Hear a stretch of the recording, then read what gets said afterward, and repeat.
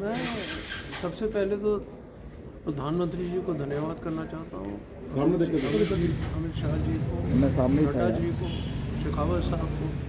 तो इन्होंने मुझे एक ये काबिल समझा कि मैं कुछ योगदान कर सकता हूँ अपने देश के लिए, अपने पंजाब के लिए और अपने परिवार के लिए। सर, टिकट को लेकर भी कोई बात हुई है कि बीजेपी आपको कहाँ से ही लड़ाएगी या आपकी तरफ से कोई मांग की गई है? ये फैसला तो पार्टी का होगा।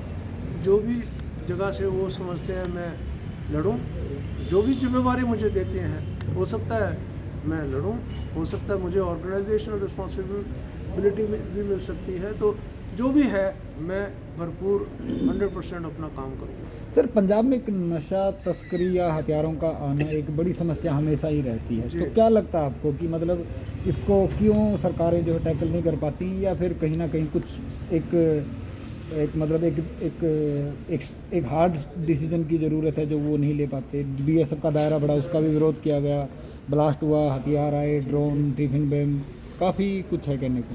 बहुत अच्छा सवाल है आपका।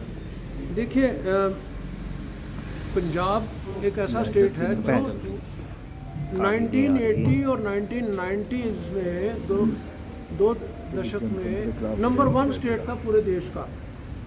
किसी दिशा में भी आप ले जाइए, किसी तरीके से भी आप देखिए, किसी तरीके से आप तुलना करिए, और आज के दिन हम कोई 17वां 18वां स्टेट है। ये पिछले 20-25 सालों में पंजाब बर्बाद हो गया है। सर, एक आखिरी सवाल ये है कि नहीं, तो इसलिए मैं बताना चाहता हूँ, अब ये बॉर्डर स्टेट है, वेरी इंपॉर्टेंट स्ट्रेटेजिक स्टेट। और जैसे मैं कह चुका हूँ, अगर पाकिस्तान का एक स्ट्रेटजी है कि हम इनको यूथ को, एक पीढ़ी को नशे में डाल दें, तो वो तो लड़ाई जीत के बगैर लड़े। तो इसलिए हमें सोचना पड़ेगा कि हमें किस तरह से पंजाब को एडमिनिस्टर करना है।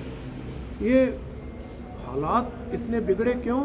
क्योंकि गवर्नेंस बहुत ही ख़राब थी। जहाँ पे गवर्नेंस ख़राब होती है, जहाँ पे करप्शन बढ़ती जाएगी, वहाँ पे बाकी सारे प्रॉब्लम्स आएंगे। और मैं ये समझता हूँ कि हमारे लिए बहुत ज़रूरी है कि आज के दिन एक स्टेबल गवर्नमेंट मिले, एक स्थिर गवर्नमेंट मिले और एक करप्शन फ्री गवर्नमेंट मिले।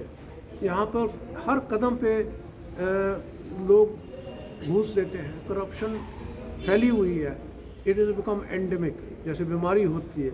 और साथ के साथ जो मैं आपको छोटी सी मिसाल देना चाहता हूँ, जब मैं 2017 में उतरा इस राजनीति के रण क्षेत्र में, तो मैंने कहा, लोग पूछते हैं जनरल साहब आप तो गवर्नर भी थे, आप आर्मी चीफ भी थे, आपको क्या ज़रूरत थी इस लेवल पे आने के लिए?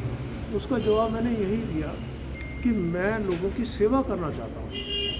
तो उनका जवाब था, जनरल साहब सेवा कौन करता है, इतने तो लुट खसुट होती है। अब आप देखिए, आपके सामने ही है कि किसके पास पैसा बढ़ते जा रहा है, लोगों के लिए, यूथ के लिए क्या फ्यूचर है सर। तो ये गवर्नेंस जो है बहुत, मैं समझता हूँ राजनीति बहुत ख़राब हो चुकी थी इस प्रदेश में, और उसको ठीक करना है हम सबका काम है। सर, एक इंडिया चाइना के बीच में काफ़ी टेंशन है, चाहे लद्दाख की बात करें, अरुणाचल प्रदेश की बात करें, उत्तराखंड में भी सुनने को आ रहा है।